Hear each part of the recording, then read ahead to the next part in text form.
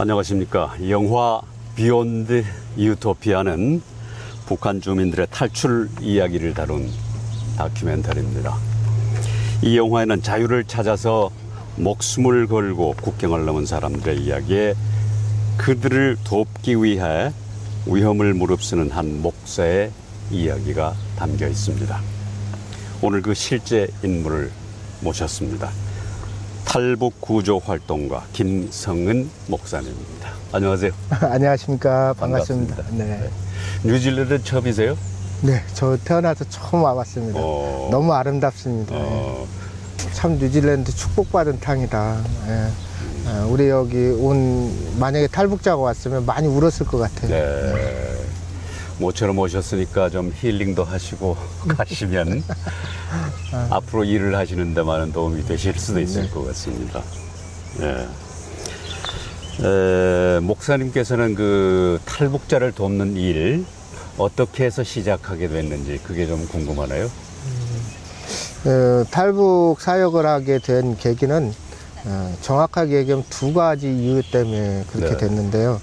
처음부터 내가 탈북자를 도와야겠다는 그런 생각을 가지고 시작한 게 아니라 우리 민족의 어떤 것들을 보기 위해서 제가 그 두만강과 용종의 해랑강을 찾아본 적이 있어요. 그래서 우리 어렸을 때 뭐 일송정, 푸른 소름 뭐 이런 얘기 많이 그 노래 부르고 그랬잖아요. 그러면서 두만강에 가서 북한을 바라봤는데 처음 제가 바라본 두만강은 너무 처참했어요. 왜냐하면 북한 하나에 나무 한 그루 없고 또 드문드문 북한에서 넘어오던 탈북민들이 두만강 시체로 떠다니는 것을 봤고, 그러면서 가슴 아픈 때에 어떤 7살짜리 여자아이가 제 손을 잡으면서,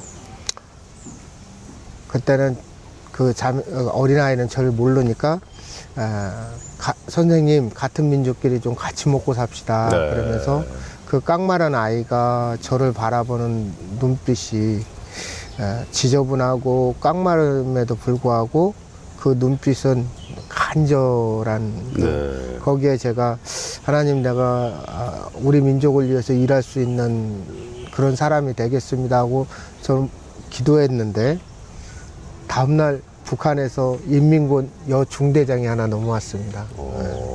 그래서 저를 보고 그 인민군 중대장이 졸졸 따라다니면서 우리 장군님 닮으셨다. 그러고 보니까 좀 장군님 닮으신 것 같아요. 그래서 사실 그 따라다니는 그 자매가 지금도 따라다니고 있습니다. 그리고 제 아이도 놔주고요. 그렇게 하다 보니까 아내가 북한 사람이고 북한에 대한 이런 저희들의 그 새로운 그래서 탈북 사역을 시작한 계기가 그제 우리가 6명의 탈북자를 구출해서 총 1065명을 지금까지 구출하게 된 겁니다. 1065명. 죄송한데요, 인터뷰 중에 잠깐만요. 제가 죄송합니다. 지금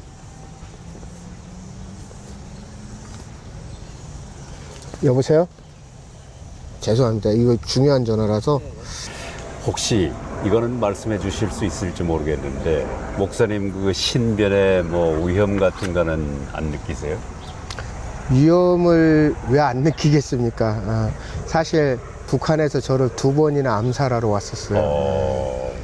그럼에도 불구하고 우리나라에도 북한에서 그런 일을 준비한다는 것을 사실 우리 기관에서 통보를 하고 또 우리 기관이 저를 지켜줬기 부분이 있습니다. 그래서 많은 분들이 걱정하고 있지만 또 우리나라도 그만큼 뭐 많은 정보력을 갖고 있는데, 제가 요즘 걱정스러운 건 우리나라의 휴민트들이 참 활동을 잘했는데 많은 부분들이 무너져가고 있다는 것에 대해서는 정말 마음이 아픈 부분들이. 탈북 과정이 뭐 전체가 다 위험하고 어렵겠습니다만은 그 중에서 가장 기억에 남는 그런 사연이 있습니까?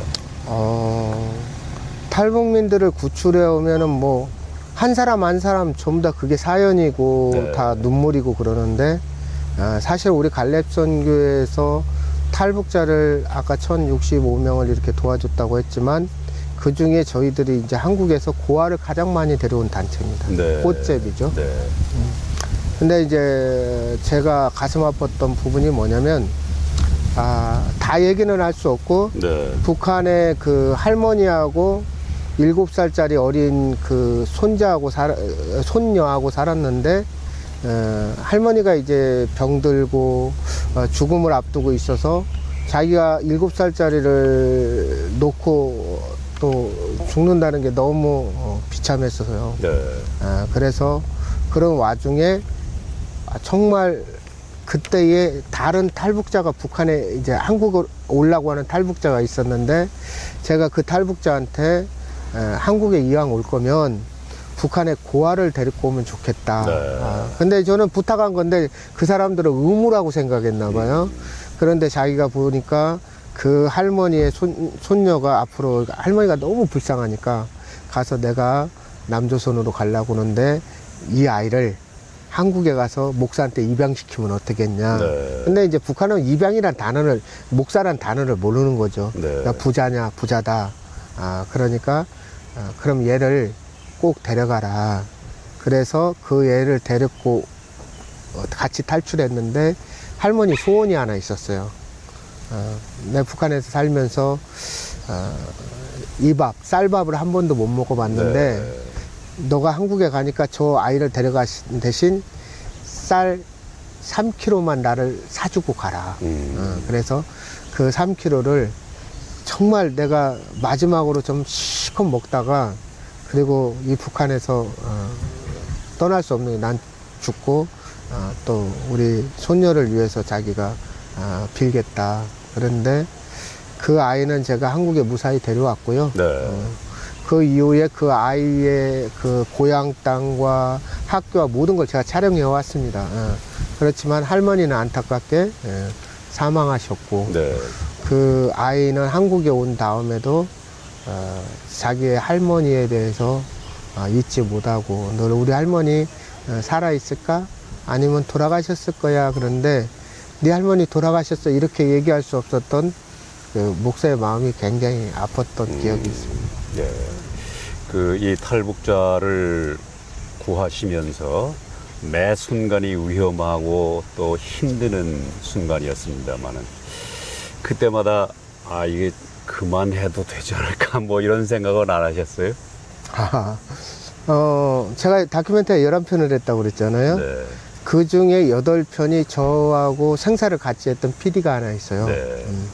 감독이자 PD이자, 그 친구하고 저하고 한 10여 년을 같이 했던 것 같아요. 네. 그러면서 했지만 첫 탈북 그 다큐를 찍을 때문에 우리가 마무리 지으면서, 물론 이제 여러 가지 어려움을 겪었죠. 그래서 마무리하면서 이제 한국으로 돌아올 때 이런 얘기를 했어요. 목사님, 이거는 사람이 할 짓이 아닙니다. 우리가 이렇게 찍기는 했지만 이제 이거는 한 번으로 족하지 다시는 하지 맙시다. 근데 저도 너무 그 말에 동감을 했어요. 그래, 우리는 다시는 하지 말자. 이거는 아니다. 도와주는 것도 도와주는 거지만 이건 너무 힘들다. 네.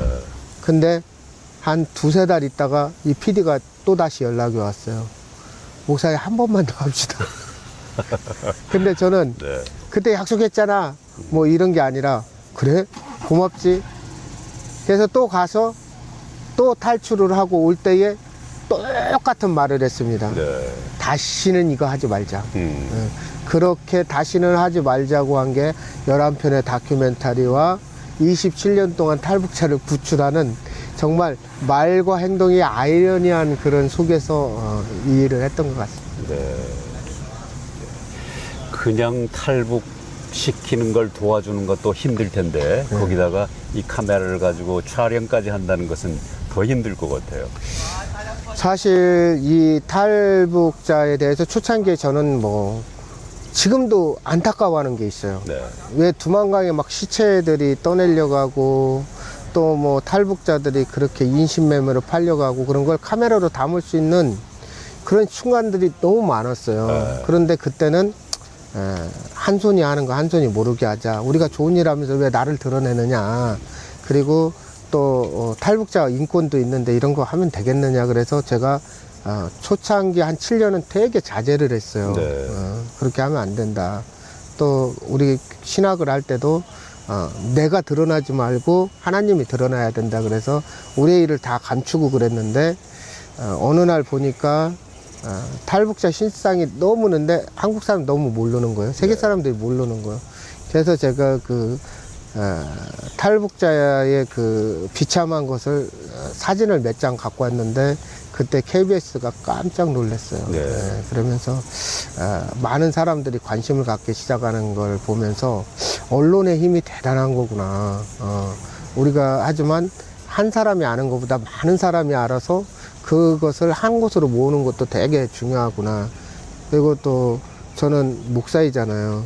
이 다음에 통일이 된다면 만약에 북한 주민들이 도대체 기독교는 뭐를 했느냐 그런 소리를 들을 것 같다는 마음이 있었어요. 네. 그래서 우리 갈렙선교가 북한 내부 영상이 전 세계에서 가장 많다고 하는 이유가 탈북 과정을 다 찍은 이유가 지금은 다 밝힐 수 없지만 통일 됐을 때에 그 얼굴들을 다 드러낼 수 있을 때에 교회가 사람을 살리고 그들에게 우리가 어떤 희생을 하면서 생명의 존재를 귀하게 여겼는지를 세상에 이렇게 그러니까 2차 대전 때 기자들이 목숨 북한 전쟁에 기자들이 목숨을 걸고 거기 가서 한 장의 사진을 찍고 남겨놓은 것처럼 그런 역사를 좀 남겨야 되지 않을까.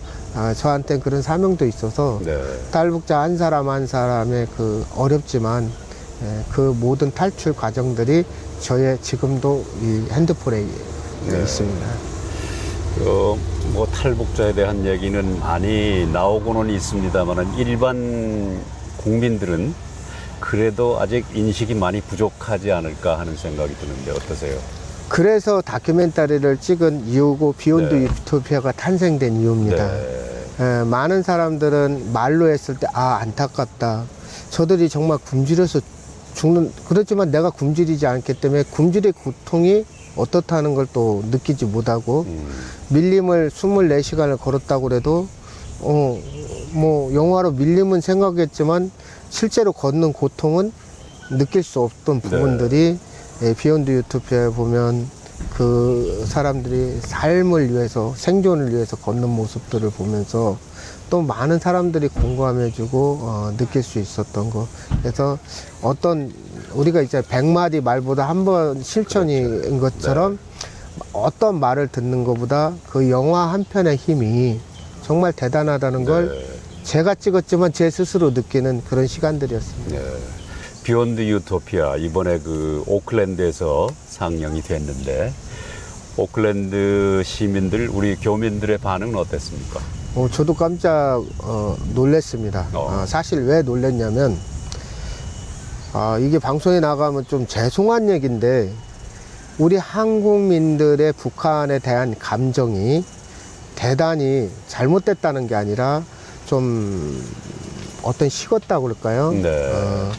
뭐 북한에서 미사일을 쏘면 오히려 미국에서 저한테 한국 괜찮냐고 물어보는데 우리 한국 사람은 북한에서 미사일 쏘면 저 왜 또 쐈지? 그리고 출근해야 되는 현실적인 삶을 살고 있잖아요. 네. 그렇듯이 탈북자가 수도 없이 많이 오기도 했죠. 오면서 늘 탈북자 이야기를 듣다 보니까 또 왔네? 뭐 이런 수준이었어요. 네. 그래서 한국에서 이 비욘드 유토피아가 상영될 때는 사람들이 또 한편에 뭐 탈북자 이야기야 뭐 이런 식으로 끝났는데 비욘드 유토피아가 유럽과 미국에서 방영될 때는 너무 많은 사람들이 그 외국인들이 정말 영화가 끝났는데도 돌아가지 않고 펑펑 울면서 어떻게 사람이 저렇게 저럴 수 잔인할 수 있느냐 그러면서 오히려 외국인들의 그 반응들이 대단했거든요. 네. 근데 아이러니하게도 이번에 오클랜드 왔는데 사실 외국인보다 이 오클랜드의 한인들이 본 거잖아요. 네. 근데 그분들이 어제 그 영화를 보고 우는 모습을 보면서 오히려 이렇게 외국에 나와 있는 이 한인들이 오히려 더 애국자고 네. 또 이분들이 또 이 통일에 대한 열망과 소망들이 대단한 모습들을 보면서 우리는 한국에서는 언제 통일될까 뭐 이런 식으로 끝나고 말겠지 그렇지만 이 오클랜드 한인들을 보면서 정말로 통일에 대한 염원은 분명히 식지 않을 거고 통일이 곧 올 것 같다. 특별히 그 해외에 나와 있는 우리 교민들 네. 이 탈북민을 위해서 어떻게 조그만 거라도 할 수 있는 방법이 없을까요? 사실 탈북민들의 얘기를 전 늘 하고 다니는데 탈북민과 어떤 이야기도 사실 정치도 경제도 사회도 탈북민도 가장 두려운 것은 무관심이라고 생각합니다. 네. 뭐 그들이 어찌됐든 내 삶에 집중하는 것. 하지만 탈북민도 이 관심을 가져주는 것에서 인권도 시작되고 복음도 시작된다고 봅니다. 네. 그래서 여기 오클랜드 왔더니 정말 감사한 게 그 북한 인권 협의회가 여기 있더라고요. 그래서 또 그 회장님이야 뭐 많은 분들이 북한 인권에 대해서 노력하는 모습을 봤습니다. 그것도 조차 관심의 시작이거든요. 그래서 오클랜드에서 멀리 있으면서 여기 계신 분이 아무리 관심이 있다고 해도 현장에 들어가서 탈북자를 구출하고 뭐 그들에게 막 같이 일할 수는 없겠지만 네. 협의회를 통해서 그 협의회를 돕고 또 때로는 갈렙성교회가 한 사람 구출하는데 당신들이 12불만 헌금해 주십시오 하는 또 캠페인도 벌이고 네. 있습니다. 그래서 이렇게 작은 그 힘들이 모아지면 또 한 생명이 살아나고 네. 그 생명이 또 생명을 낳는 그런 관심 이런 것들을 좀 같이 해주셨으면 저는 바람이 있습니다. 최근에 그 북한 정책으로 네. 볼 때 통일이 멀어진 것 같은 그런 느낌을 많이 받습니다만은 조금 전에 이야기하신 대로 곧 통일이 될 것 같다는 말씀을 하셨는데 그거는 뭐 북한의 정책과는 관계없이 통일이 될 수 있다는 그런 얘기. 제 얘기가 진리는 아니지만 우리가 이런 얘기를 하죠. 새벽이 가까울수록 어둠은 짙고 네. 또 개가 사람을 이기려고 짖는 게 아니라 두렵기 때문에 더 짖는다고 그래요. 북한 정권이 큰 소리 치고 막 해도 사실 이 오클랜드도 보니까 한류 문화가 굉장히 있더라고요. 네. 전 세계가 그러듯이 그동안에 북한의 내에 들어간 한류 문화는 대단합니다. 네. 북한 청소년들이 막 힙합을 하고 막 이러면서 심지어는 여러분도 알다시피 뉴스를 통해서 알다시피 재작년에 반 그 간첩법이나 이런 걸 해서 북한 청소년들이 한국의 드라마를 봐서 14살짜리들을 다 처형하고 이런 부분들은 청소년 14살짜리가 뭐를 알겠다고 그들을 처형하겠습니까? 그렇죠. 뭐를 알고 수용소에 보내겠습니까? 그걸 통해서 다른 사람들에게 그 어떤 그 위협감을 주는 거잖아요. 그만큼 위협감을 주고 그들을 죽일 만큼 북한 내부에서 주민들은 한국의 문화, 한국이 이제는 북한보다 훨씬 잘 산다는 거, 그리고 그들이 우리의 적이 아니라는 것을 더욱 알을수록 북한 체제는 두렵고 힘든 게 사실이에요. 네. 그러면 그만큼 일이 뭔가를 대책을 세워야 되는 부분이 강력한 법을 더 만들어내는 거거든요. 그래서 북한이 더 강력한 것 할수록 내부는 결속이 아니라 상당히 두려움이 있다. 네. 그래서 그 도화선만 필요할 뿐이지 사실 그 도화선이 저희가 얘기하는 지금의 오클랜드도 마찬가지고 북한에 대한 관심이다. 그 중에서도 이제 탈북자의 관심을 좀 더 가져주셨으면 하는 게 저희 바람입니다. 우리 세대에 꼭 통일이 좀 이루어졌으면 하는 그런 바람입니다만은 통일의 그날이 온다면 목사님은 제일 먼저 어떤 일을 하고 싶으세요? 제가 구출한 탈북자하고 무조건 북한에 들어가서 선교하겠습니다. 네. 지금까지 다큐멘터리 영화 비욘드 유토피아에서 탈북 구조 활동을 하신 주인공 김성은 목사와 얘기를 나눠봤습니다. 건강하시고 앞으로도 열심히 일해 주시기를 바라겠습니다. 네, 감사합니다. 감사합니다. 네, 저희 협의회는 말 그대로 뉴질랜드에서 북한 인권, 탈북자에 대한 관심, 그리고 우리 대한민국에 대한 관심, 통일에 대한 관심을 불러일으키는 역할을 하고 싶고요. 그래서 좋은 플랫폼 역할을 하고 싶어서 많은 계획들을 가지고 있습니다. 지금 김성근 목사님 초청해서 비욘드 유토피아 영화 상영 끝나고 나면 다음 달에 이제 북한 인권 포럼 메시대학교에서 준비하고 있고요.